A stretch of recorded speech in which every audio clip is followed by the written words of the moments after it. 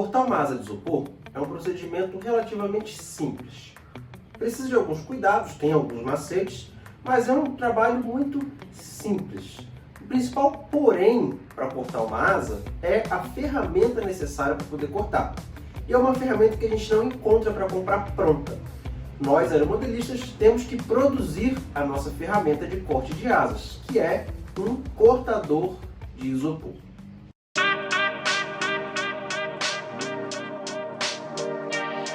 O cortador de isopor, ele é uma ferramenta muito simples. É uma haste rígida com duas pernas móveis e um fio quente.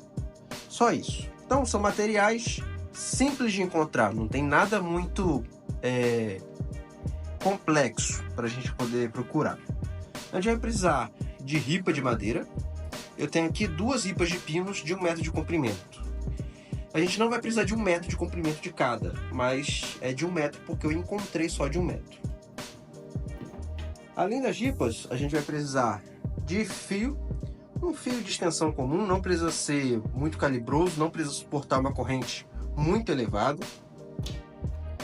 Conjunto de parafuso com arruela e porca, o suficiente para atravessar a espessura das duas ripas juntas, né? Nesse sentido.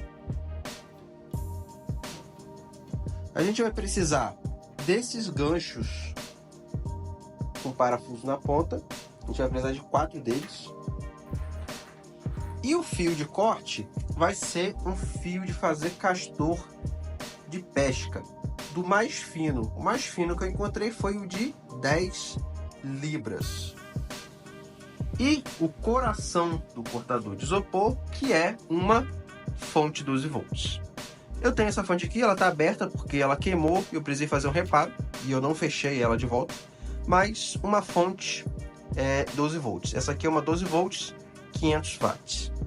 Além disso que está aqui, a gente vai precisar de um elástico forte ou de uma mola de tração para manter o fio sempre tensionado.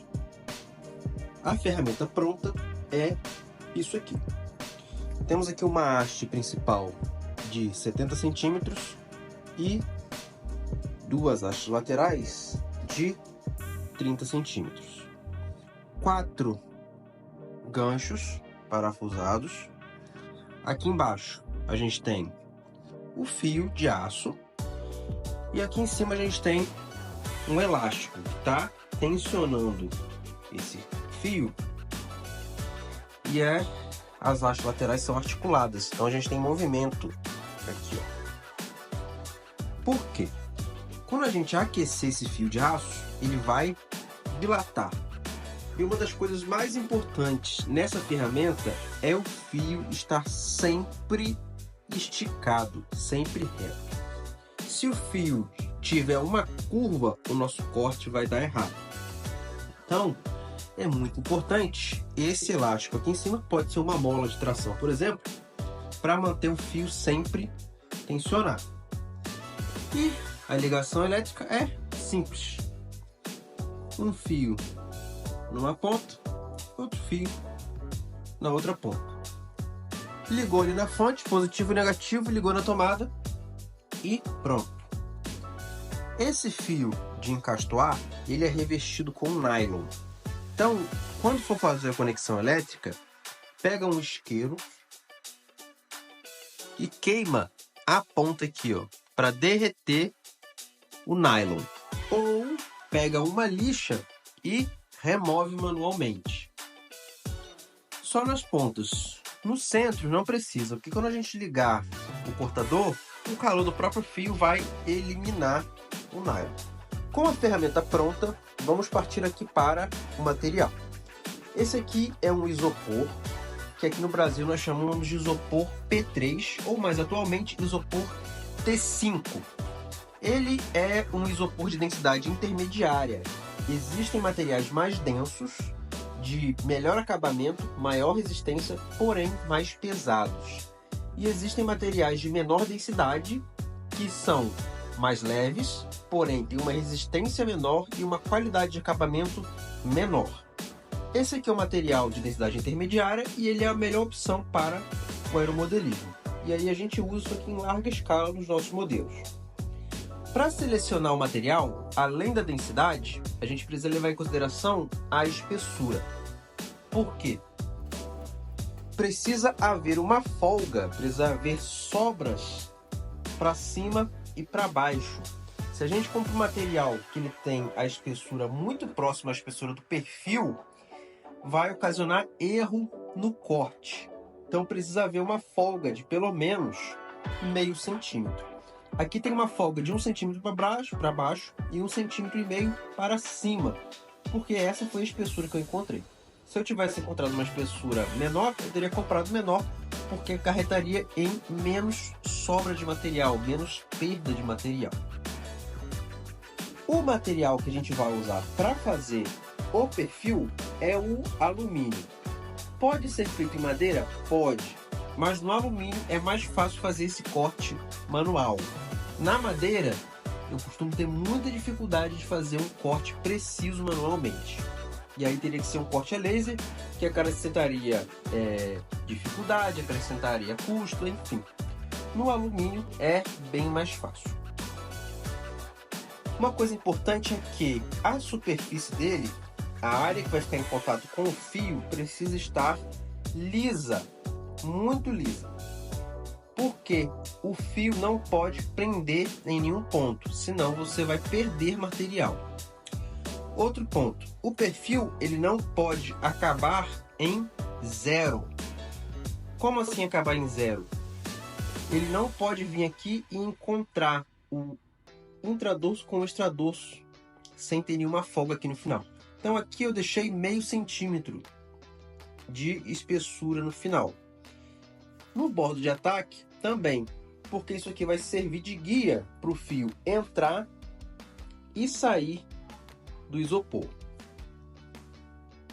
Se o bordo de fuga acaba em zero, vai acarretar numa falha no bordo de fuga.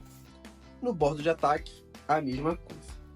Os dois gabaritos devem ser posicionados exatamente na mesma altura. Aqui eu marquei 1 centímetro de altura a partir da base do isopor e tracei uma linha de 1 centímetro. E fixei o perfil com o intradorso dele exatamente sobre essa linha. Do outro lado, eu executei exatamente a mesma coisa. Uma linha com 1 centímetro de altura e o intradorso do perfil posicionado exatamente acima. Para fixar o perfil, fita dupla face comum, aquela fininha, sem ser aquela fita dupla face da 3M, por exemplo, aquela tradicional. Tudo posicionado no lugar, e aí a gente precisa ter mais alguns cuidados. O ideal é colocar pesos por cima do isopor. Eu vou usar aqui alguns livros, porque o material que vai sair daqui, ele não pode se movimentar, porque isso pode acarretar erro no corte também. Então, pesos em cima para poder manter isso aqui fixo na posição. Quando eu for passar o fio, eu tenho que ter cuidado para o fio não curvar, então eu tenho que passar ele lentamente. Se eu passar ele muito rápido, ele vai ficar com o centro aderido, porque a resistência fica maior, e aí ele tende a curvar. Quando ele faz essa curva, ele causa uma falha muito grande no corte. Outro cuidado importante é, eu tenho dois lados do corte, eu tenho que iniciar e terminar os dois ao mesmo tempo. Se eu finalizo um lado antes do outro, também vai acarretar em erro no corte. Liguei o fio e agora vamos partir para o corte. Não precisa esperar muito, porque o fio ele aquece rapidamente.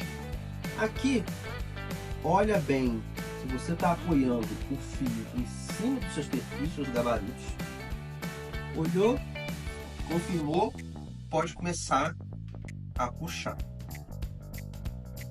Vem puxando lentamente para não deixar esse fio curvar. O próprio peso do fio de corte das suas mãos mantém ele rente aos perfis. Então não precisa fazer força para baixo, não tem essa necessidade. Você precisa tomar cuidado de puxar para trás lentamente.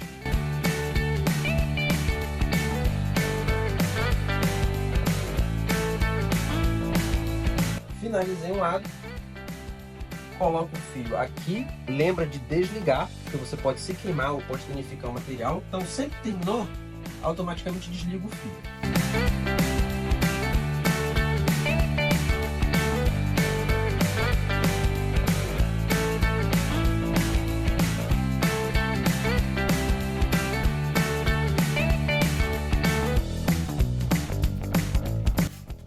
Asa cortada.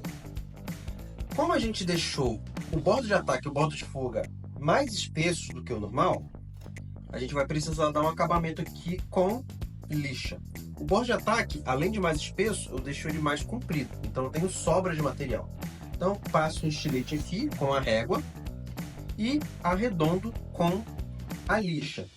Uma coisa melhor ainda que a gente pode fazer é, ao invés de deixar o bordo de ataque no isopor puro, colocar uma vareta de balsa nesse bordo de ataque e modelar a balsa. Isso dá um acabamento muito bom na asa. O bordo de fuga, a mesma coisa. Correr uma lixa aqui e afinar um pouco, porque ele ainda está muito grosso. Dá para afinar um pouco mais.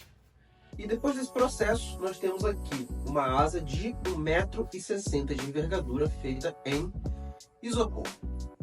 Ainda vem mais um trabalho com reforços em madeira, acabamento com lixa, vinil e instalação de servos. Mas a estrutura da asa está pronta, totalmente em isopor.